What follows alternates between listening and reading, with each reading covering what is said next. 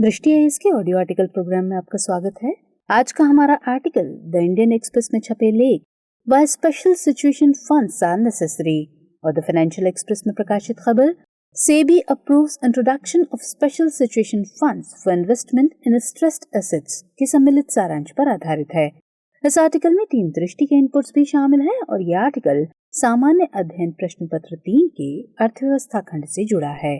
तो आइए लेख की शुरुआत करते हैं, जिसका विषय है क्यों पड़ रही है स्पेशल सिचुएशन फंड्स की जरूरत। हमारे वीडियो अंग्रेजी में देखने के लिए फॉलो करें हमारा ही दूसरा यूट्यूब चैनल दृष्टि IAS इंग्लिश।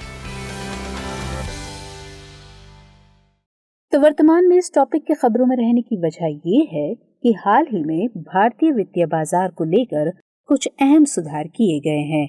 दरअसल एक हालिया फैसले में सेबी यानी भारतीय प्रतिभूति और विनिमय बोर्ड ने SSFs यानी स्पेशल सिचुएशन फंड्स की शुरुआत को मंजूरी दी है और इसके लिए एक डेडिकेटेड नियामक ढांचा भी पेश किया है। इस सुधार का मकसद भारत की बैड लोन की समस्या का समाधान करना है। हालांकि इसी दरमियान बैड लोन की समस्या से निपटने के लिए RBI ने भी NARCL, IDRCL के तौर पर नए दोहरी संरचना वाले बैड बैंक को मंजूरी दी है। ये नया बैड बैंक मौजूदा ARC यानी एसेट रिकंस्ट्रक्शन कंपनियों के मॉडल का ही अगला वर्जन है। इसे दोहरी संरचना इसलिए कहा जाता है क्योंकि इसमें एक इकाई नॉन परफॉर्मिंग लोन का मसला देखती है, जबकि दूसरी इकाई का काम रेजोल्यूशन प्रोसेस को स्टार्ट करना और उसे आगे बढ़ाना है।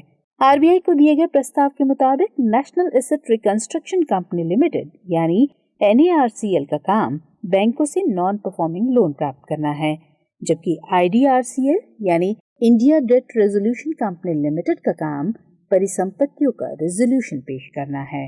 तो आज के इस ऑडियो आर्टिकल में हम स्पेशल सिचुएशन फंड्स और उससे जुड़े सभी अहम पहलुओं की चर्चा करेंगे। लेकिन स्पेशल सिचुएशन फंड्स के बारे में डिटेल से जाने इससे पहले ऑल्टरनेटिव इन्वेस्टमेंट फंड्स को समझ लेते हैं।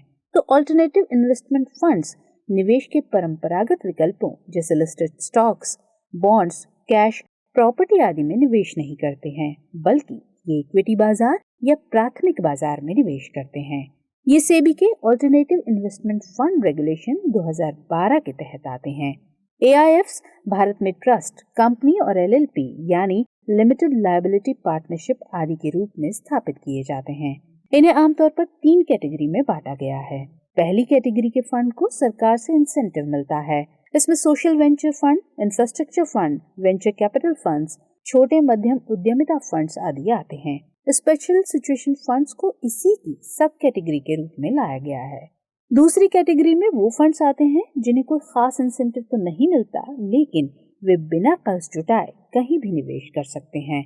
वे रोजाना की जरूरतों के लिए भी फंड जुटा सकते हैं। Private equity funds, debt fund आदि इसी कैटेगरी में आते हैं। जबकि तीसरी कैटेगरी की बात करें तो इसके फंड शॉर्ट टर्म गेन्स के तौर पर पैसे की उगाही करते हैं और इन्हें कोई छूट नहीं मिलती है। इस कैटेगरी में हेज फंड्स आते हैं। कुल मिलाकर कहें तो AIFs बड़े निवेशकों से निजी तौर पर जमा किए गए धन का प्रबंधन करते हैं। AIFs ने पारंपरिक रूप से भले ही इक्विटी बाजारों में एक प्रमुख भूमिका निभाई है, लेकिन संकटग्रस्त ऋण बाजारों में उनकी भागीदारी सीमित रही है। अब तक नियमों ने AIFs को बैंकों और NBFCs यानी नॉन बैंकिंग फाइनेंशियल कंपनियों द्वारा दिए गए कॉर्पोरेट ऋणों के लिए वित्तीय बाजार में भाग लेने की अनुमति नहीं दी थी। लेकिन नए नियम के जरिए अब AIFs की नई कैटेगरी SSFs को उन कंपनियों के लिए वित्तीय बाजार में भाग लेने की अनुमति है जिन्होंने अपने ऋण दायित्वों पर चूक की है। तो आइए अब स्पेशल सिचुएशन फंड्स को समझ लेते हैं। तो SSFs एक नई अवधारणा है और इसे AIFs यानी ऑल्टरनेटिव इन्वेस्टमेंट फंड्स की कैटेगरी 1 की सब कैटेगरी के रूप में पेश किया गया है। इसके लिए न्यूनतम कोष 100 करोड़ रुपए तय किया गया है। इसका दायरा केवल स्ट्रेस्ड एसेट्स तक सीमित है। इसका मतलब है कि स्पेशल सिचुएशन फंड उन कंपनियों में निवेश करेगा जिसमें सरकारी कार्रवाई, नियामक परिवर्तन और यहाँ तक कि वैश्विक घटनाओं या अनिश्चितताओं के चलते कोई अस्थायी संकट पैदा हो गया है। हालांकि अनिश्चितता के ऐसे समय में भी फंड केवल पहले से मजबूत कंपनियों में ही निवेश करेगा, नई और कमजोर कंपनियों में नहीं।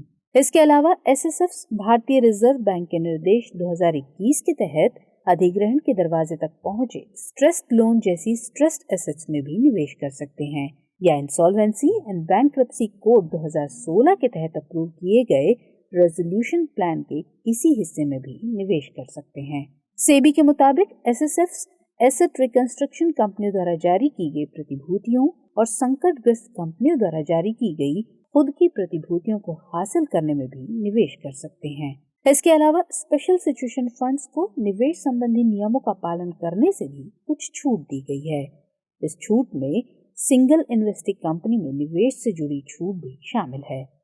फिलहाल निवेश के मामले में तय नियम ये है कि जहां न्यूनतम कोष 100 करोड़ रुपए है, वहां निवेशक द्वारा 10 करोड़ रुपए का न्यूनतम निवेश किए जाने की बाध्यता है, जबकि मान्यता प्राप्त निवेशक के मामले में ये सीमा 5 करोड़ रुपए है। लेकिन एसएसएफ्स को मिली छूट के तहत इन्वेस्टी कंपनी की गैर सूचीबद्ध या सूचीबद्ध प्रतिभूतियों में निवेश पर कोई प्रतिबंध या बाध्यता नहीं होगी। इस पहल को ऋण बाजार की समस्या से निपटने के लिहाज से एक जरूरी कदम माना जा रहा है।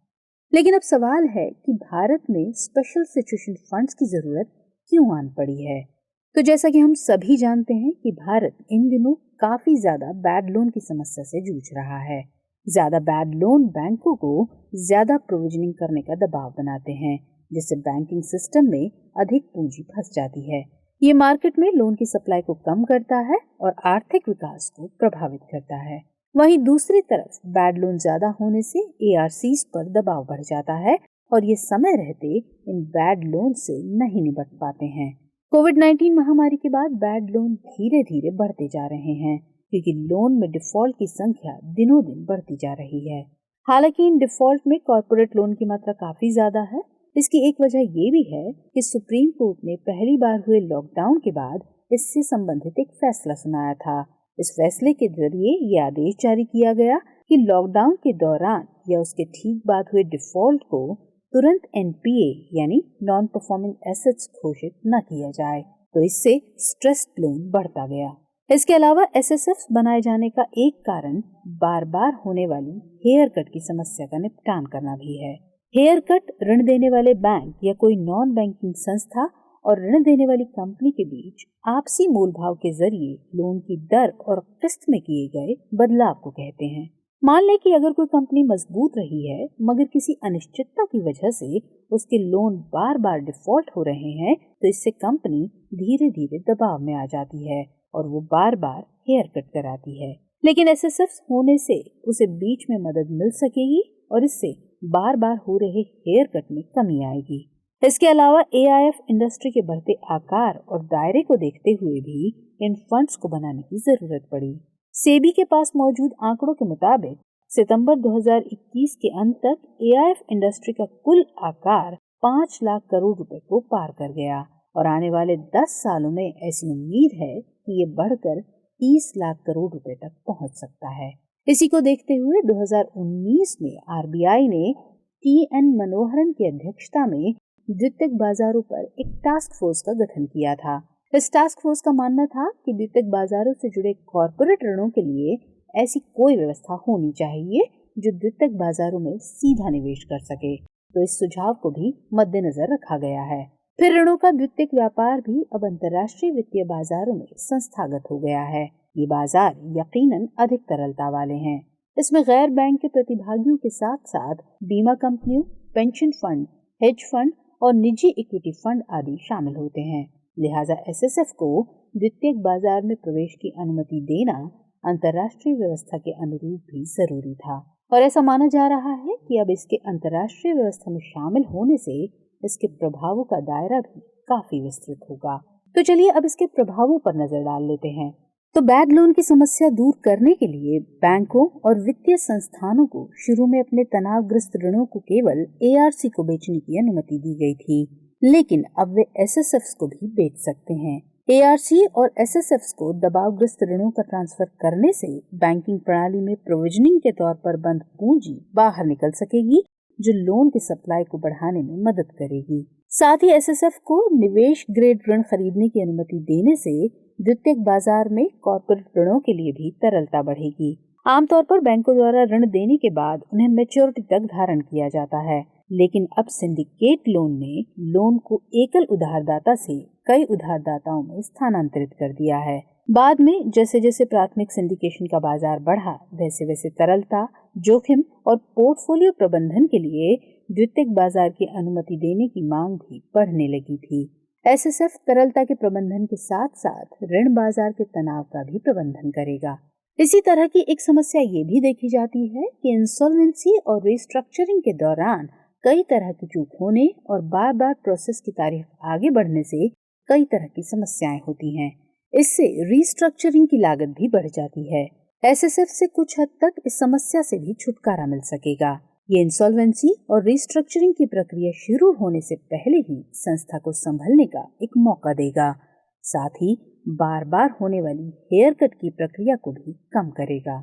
इसके अलावा द्वितीयक बाजार में एसएसएफ के प्रवेश से वित्तीय स्थिरता को बढ़ावा मिलेगा, क्योंकि एसएसएफ अस्थायी फंडिंग जरूरतों के अलावा कोई फंड उधार नहीं ले सकते हैं या किसी लीवरेज में इन्वॉल्व नहीं हो सकते हैं। इससे ये फायदा होगा कि तरलता, ऋण या उसकी परिपक्वता अवधि में बदलाव और एसेट लायबिलिटी मिसमैच से जुड़े जोखिम पैदा होने की संभावना कम होगी। साथ ही एसएसएफ की संरचना को देखते हुए ये भी अंदाजा लगाया जा रहा है कि अपने सीमित जीवन काल के भीतर ही अपने निवेशकों के लिए भी अच्छा रिटर्न मुहैया कराएगा। तो नजर डालते हैं कि ऐसे में आगे की रणनीति क्या होनी चाहिए। तो इसमें कोई दो राय नहीं है कि स्पेशल सिचुएशन फंड्स भारतीय अर्थव्यवस्था में मौजूद खामियों को दूर करने में अहम भूमिका निभा सकते हैं, लेकिन ये और बेहतर प्रदर्शन कर सकें, इसके लिए कुछ सुधारों की भी दरकार है।